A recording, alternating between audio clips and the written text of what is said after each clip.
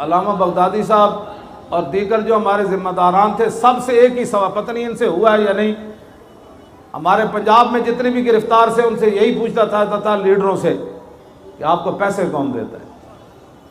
یہی تو سوال ہے، اور تو ہمارا یہ تو جرم، یہی جرم تھا سب کا۔ مجھ سے بھی علیحدہ کر کے لے جاتے اس طرح خفیہ خانوں میں، جی آپ سے کچھ بندے ملاقات کرنے ہیں، میں ہاں جی کہتے ہیں آپ ہمارے ساتھ تعاون فرمائیں، آپ کو پیسے کون دیتا ہے؟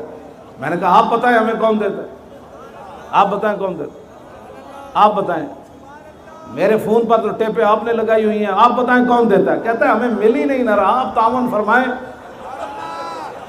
تو میں نے کہا اللہ کے بندو، جن کا کام ہے وہ جانے، ان کا کام جانے۔ خادم کا کام ہوتا ہے صرف خدمت کرنا، پہرے دار کا معنی ہوتا ہے صرف پہرا دینا، نوکر کا کام ہوتا ہے نوکری کرنا۔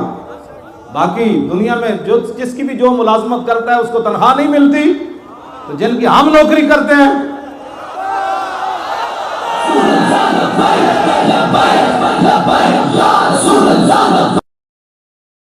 ایسے بھائی نہیں، زور لگاؤ زور لگاؤ۔ تاجدار ختم نبوت زندہ باد، ایتھو سینے جو آواز کرنے، اور تاجدار ختم نبوت، اور تاجدار ختم نبوت، تاجدار ختم نبوت، اور تاجدار ختم نبوت۔ آپ تصور کریں بھائی، حضرت ابو دجانہ ٹوٹی ہوئی ٹانگ کے ساتھ اب مسلمہ کذاب کے قلعے پر کیسے چڑھ رہے تھے، برا بن عازب ڈھال کے اوپر بیٹھ کر اندر چھلانگ کیسے لگا رہے تھے حضور کی ختم نبوت کی حفاظت کے لیے، پھر یہاں سے سینے سے آواز نکلے گی، ایسے نہیں نکلتی۔ تصور کریں صحابہ ہزاروں کی تعداد میں نعرے لگاتے ہوئے جنگ یمامہ کی طرف کیسے جا رہے تھے، بوڑھے بھی جا رہے تھے، جوان بھی جا رہے تھے، بدری بھی جا رہے تھے، نابینے بھی جا رہے تھے۔ وہ تصور سے نعرہ، ہم تو خالی نعرہ لگا رہے ہیں نا ادھر اب ٹھنڈی ہواؤں میں بیٹھ کر، ان کو پتا تھا صبح ہمارا کن سے مقابلہ ہونے والا ہے۔ اور تاجدار ختم نبوت، اور بھائی شیرو وہ جو پیچھے وہ سارے اسی طرح آواز نکالیں جس طرح یہ پہلے لوگ آواز نکال رہے ہیں۔ یہ آواز بچا کر کس کے لیے رکھنی ہے آپ نے؟ اور تاجدار ختم نبوت، اور تاجدار ختم نبوت، اور تاجدار ختم نبوت، اور تاجدار ختم نبوت۔ 1200 صحابہ شہید ہو گئے، 1200 شہید، جن میں 700 حافظ اور قاری، اور 10 سے 15 صحابہ صرف خالد بن ولید کے پیچھے با جماعت نماز پڑھ رہے تھے جنگ یمامہ میں۔ ام عمارہ فرماتی ہیں باقی سارے اتنے شدید زخمی تھے کہ وہ خیموں میں نماز پڑھ رہے تھے۔ تو آپ صرف نعرہ لگانے میں ایک دوسرے کے منہ کی طرف دیکھتے ہیں، یہ ایسے نہیں دین تخت پر آئے گا، اس کے لیے تو قربانیاں چاہیے۔ ہاں کبھی بدر، کبھی احد، کبھی خندق، کبھی حنین۔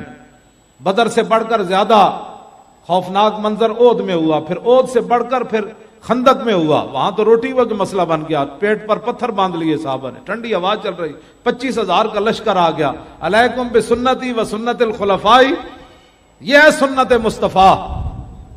جب عمر بن عبد ود گھوڑا ادھر لے آیا نا، خندق عبور کر کے آ گیا، یہ ہے جی سنت ہے، تو حضور پھر خود تلوار پکڑ کر پہرے کے لیے کھڑے ہو گئے، اور حضور نے یہ بتایا سنت یہ ہے کہ جب دین پر مشکل وقت آ جائے تو جو دین کا رہنما ہو وہ خود تلوار پکڑ کر کھڑا ہو جائے۔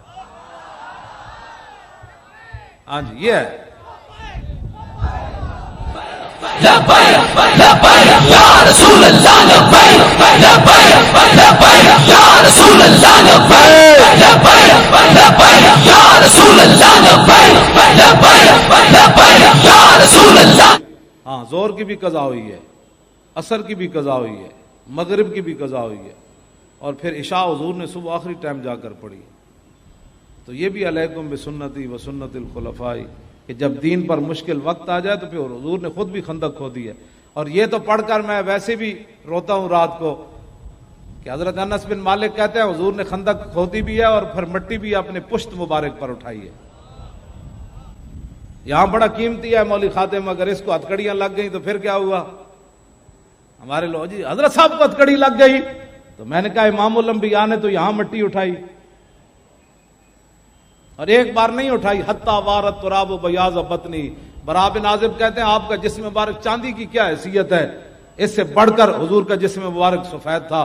تو فرماتے ہیں اتنی بار حضور نے مٹی اٹھا کر پھینکی کہ مٹی نے اٹھ کر حضور کا جسم اتنی بار چوما کہ رسول اللہ کے جسم کی سفیدی گم ہو گئی تھی. یہ نہیں کہ برکت کے لیے حضور نے اتنی ساری مٹی اٹھا کر ایسے کی ہے، حضور مٹی یہاں اٹھا کر لے جا رہے تھے. پاگل ہو جاتا ہے بندہ دو میں جہانا دے مالک و امن، تو حضور مٹی تھے چک کے دین واسطے لے جامن. آج دین کے لیے اتنی پگڑی قیمتی ہو گئی کہ اگر یہ ڈنڈے کھاتے ہوئے اتر بھی جائے، میں جب وہ مجھے مار رہے تو میری پگڑی واقعی اتر گئی تھی. وہ لڑکوں کو مار رہے تھے تو میں نے کہا ان کیوں مارتے ہو، مجھے مارو. تو انہوں نے پھر مجھے مارنا شروع کر دیا ہاتھوں پر اور سر پر. تو اس وقت میری پگڑی اتر گئی تھی. جب میں گاڑی میں ڈالا تو پگڑی میرے ہاتھ میں تھی. تو ہماری پگڑیاں پھر رکھی ہم نے کس کے لیے؟ اسی دن تو پگڑی کا مزہ آیا باندھنے کا کہ جب حضور کے نام پر ڈنڈے کھاتے ہوئے یہ اتر گئی، تو پھر کیا کرنا ہے اس پگڑی کو اور کیا کرنا ہے؟